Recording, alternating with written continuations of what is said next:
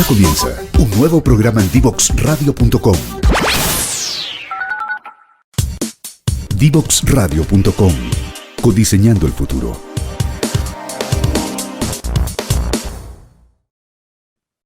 Bueno, ya estamos de vuelta para comenzar a hablar con Rodrigo Mancilla. Él es CEO de una empresa que se llama Denergy. ¿Me cuentas si lo dije bien, Rodrigo? Perfecto.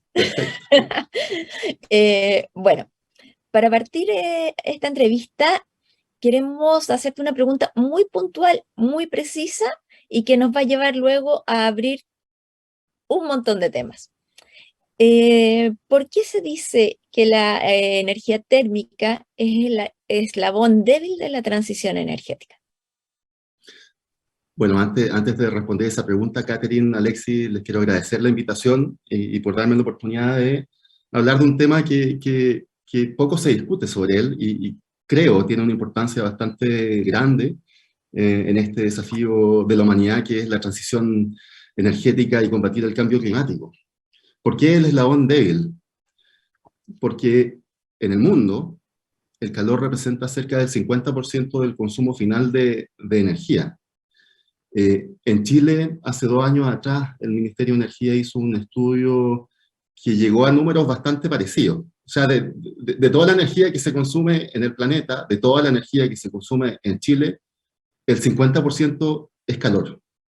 Calor residencial de la señora Juanita, en el sur, en el norte, calor en las casas, calor en el sector comercio y el calor en la industria, que consume mucha energía. Y lo que es más importante, porque planteo que es el eslabón débil, porque también a nivel global, en promedio, el 90% de ese calor es suministrado con fuentes fósiles.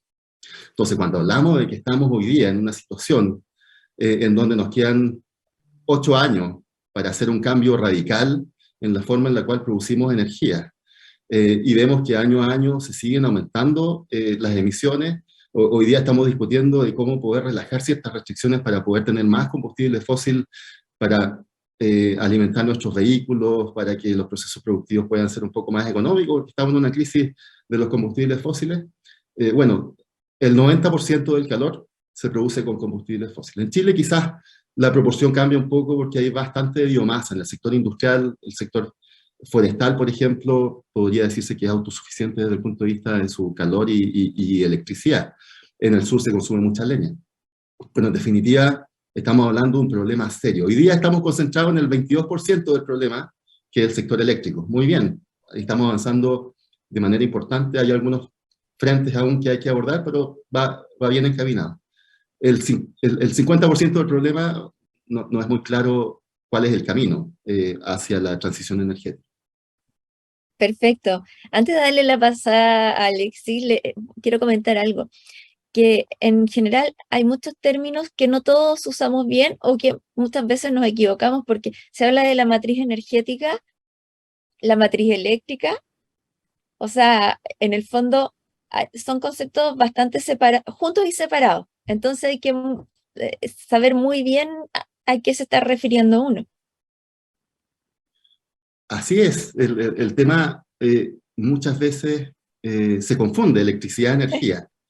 Y yo diría el 99% de la discusión actual, por dar una cifra quizás extrema, pero está concentrado en el sector eléctrico. La matriz eléctrica hoy día, la electricidad representa algo así como 20-22% del consumo final de energía en Chile. Solo la energía térmica utilizada en procesos productivos del sector industrial es algo así como el 24% del consumo final de energía. Es decir, la energía, el calor del sector industrial, en volumen, es más grande que el sector eléctrico.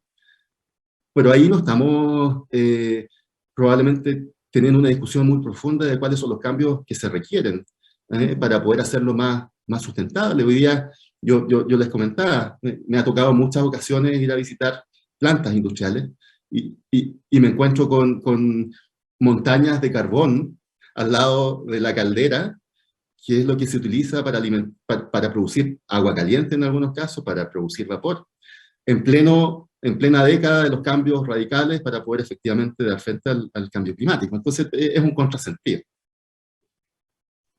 Sí, no es un contrasentido. Algo de eso revisamos, Katy, conversábamos también el primer programa con Javier Piedra, que también nos hablaba un poquito de eso y tratábamos de bajar los términos de energía y poner también la energía, el calor o la energía térmica dentro de la energía global, digamos. La energía eléctrica es una más, pero la energía térmica también es muy importante. Respecto a eso, Rodrigo, esta es la razón por la cual tú nos comentabas, algunos hablan del famoso, no habría un elefante blanco probablemente en nuestra habitación, que no lo vemos. Así es. En el mundo siempre se ocupa un meme. Hoy día hablamos en memes habitualmente en diferentes ámbitos en nuestras vidas. Pero siempre se habla del elefante en la habitación de la energía. Porque estamos full concentrados en electricidad. De un momento a otro, hace 4 años atrás, nos dimos un salto desde el tema renovable en nuestro sector eléctrico y nos pegamos un salto cuántico hacia el hidrógeno como solución a todos nuestros problemas futuros. Y hoy día hay un problema muy importante que tiene que ver con el calor, para el cual hay soluciones que son cada vez más competitivas, pero a las cuales no les estamos echando mano. ¿Por qué? Te doy un ejemplo. Nos ha tocado en varias ocasiones ir a conversar con potenciales clientes industriales, a quienes el análisis muestra de que hay ciertas alternativas eléctricas, termosolares, que podrían suministrar una parte importante del calor que ellos actualmente están utilizando, pero de pronto pareciera ser que el hidrógeno en el futuro va a resolverlo todo, y nos dicen, bueno, estamos analizando la posibilidad de utilizar hidrógeno para poder alimentar nuestras calderas, para producir vapor en el proceso productivo X. Entonces, finalmente, yo también lo he planteado en varias ocasiones, el hidrógeno, siendo de una oportunidad mayúscula para el país, si no es bien tratado, puede ser una distracción en los esfuerzos nacionales hacia la transición energética. ¿Por qué? Porque puede que desplacemos todas nuestras decisiones de corto plazo pensando en que en 10, 15 años más vamos a tener un vector energético que va a poder reemplazarlo todo. Y la verdad es que el hidrógeno verde tiene muchas alternativas y campos donde debiese ser utilizado. El calor de baja o media temperatura creo que no es el lugar donde el hidrógeno debiese tener un espacio. Sí, no es interesante, tampoco se ve que sea la bala de plata, digamos, para resolver todos los problemas que tenemos en el mundo energético. Por supuesto. Rodrigo, ¿y qué crees tú? Muchas veces lo que se habla es que finalmente estos problemas, como haciendo el meme que decías tú del elefante, son problemas a lo mejor son más difíciles de resolver, digamos. Entonces, esa muchas veces suele ser la razón por la cual, digamos, se esconden o se abordan otros problemas que son más fáciles de abordar. ¿Crees tú que este es un problema difícil de abordar? Por supuesto, o sea, tienes toda la razón. Sin desmerecer la complejidad que tiene el tema eléctrico, finalmente tú produces electrones que se mueven por redes eléctricas y tú puedes, de alguna forma, pensar en ciertas soluciones que sean más o menos estándar. El mundo fotovoltaico lo hizo. Y hoy día sabemos que levantar un proyecto de gran escala, más o menos, es bastante conocido la forma en la cual se puede hacer, y eso ha logrado estandarizar el diseño, construcción y después puesta en marcha de proyectos fotovoltaicos, y eso ha permitido una caída importante de precios. En el sector térmico no existe, como tú dices, la bala de plata, no existe la solución que permita llegar a todos los lugares. Y eso es una complejidad bastante grande.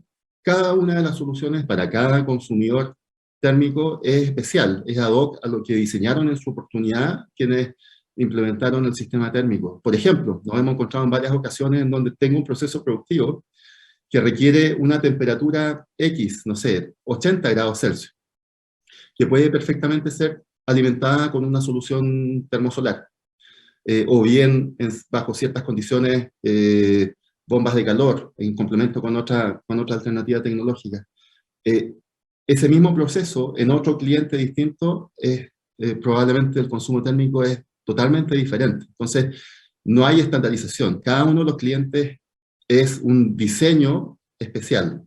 Eso multiplícalo por miles de millones en el mundo y tienes un problema sumamente grande de resolver. O sea, no es simple, no es simple. Pero cada vez más se ve que existen ciertas soluciones que podrían enfrentar grandes bloques de consumo. Por ejemplo, en Europa, para consumos térmicos residenciales, con los proyectos de calor distrital, ok, ya hay cierta aproximación a cómo resolverlo quizá en una escala más grande, que podríamos también pensar que tiene aplicación en el sur de Chile, con toda la crisis que se vive hoy día del pellet y la contaminación local.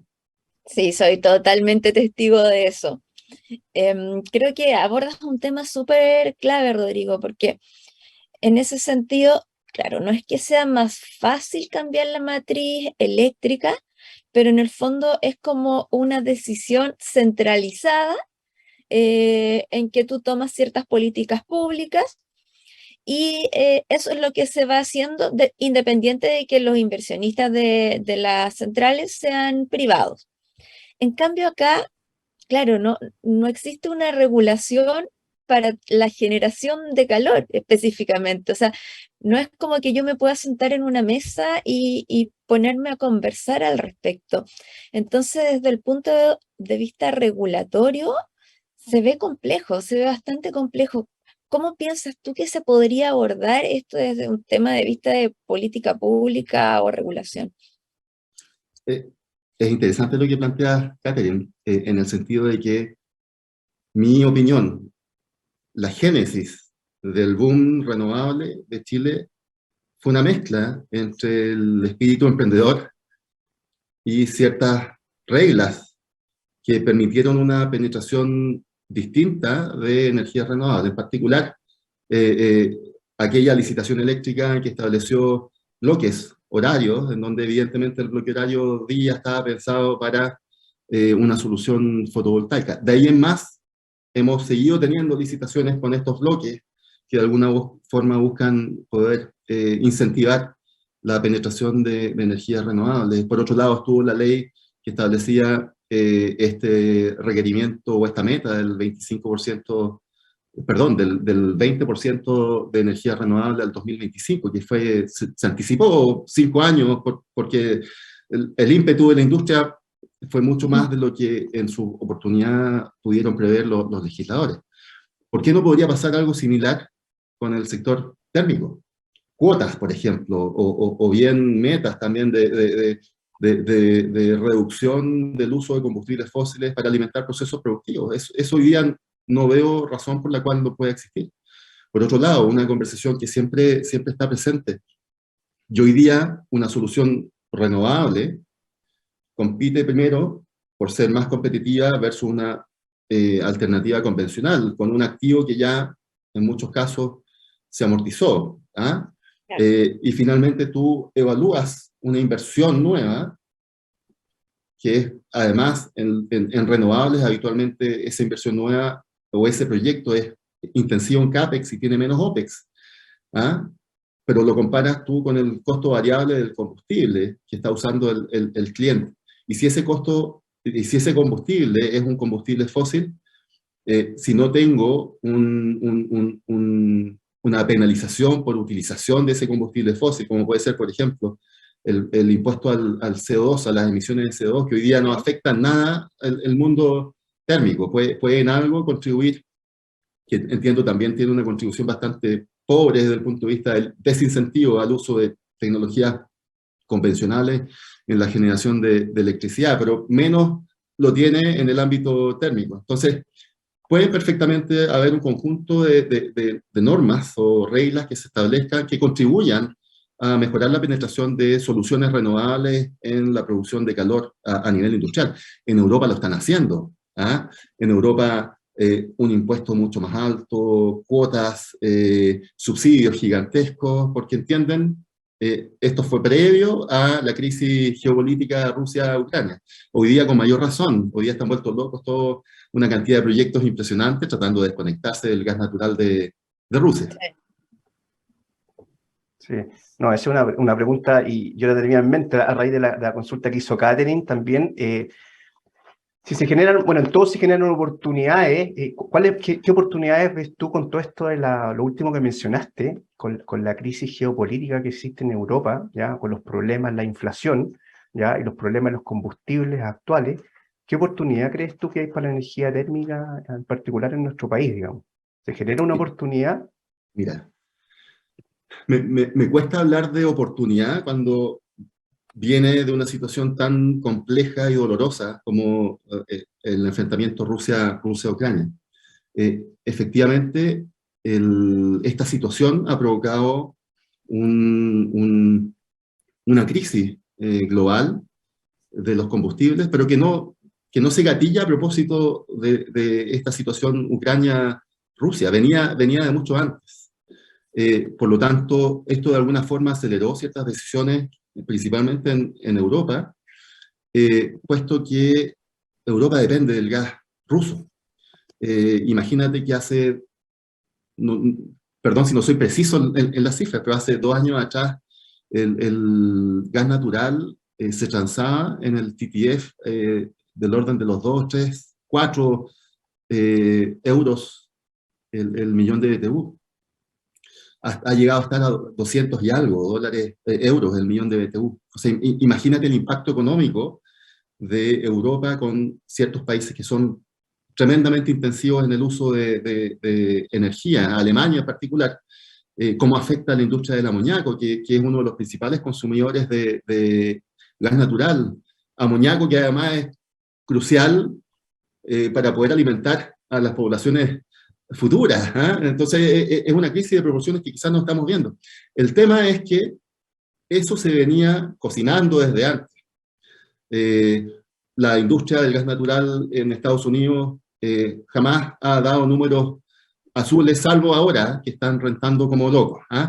Pero antes los inversionistas cada vez más estaban tomando ciertos resguardos en seguir invirtiendo en nuevos pozos, porque en definitiva no estaba teniendo la rentabilidad que ellos esperaban, y segundo, puede perfectamente transformarse en un asset con problemas en el futuro a propósito de las medidas de descarbonización que se están tomando en el planeta. Entonces, hay un lag en la inversión necesaria para mantener la oferta de combustibles fósiles al mismo nivel de la demanda. Entonces, eso, lo que nosotros vemos es que va a provocar un desfase que no sé si se va a resolver.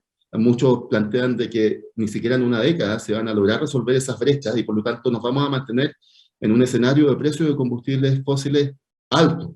Eso evidentemente le permite a una solución renovable competir de mejor forma. Si bien lo hacían de buena forma antes, hoy día hay un gap que está haciendo mucho más interesante al sector industrial pensar en este tipo de inversiones.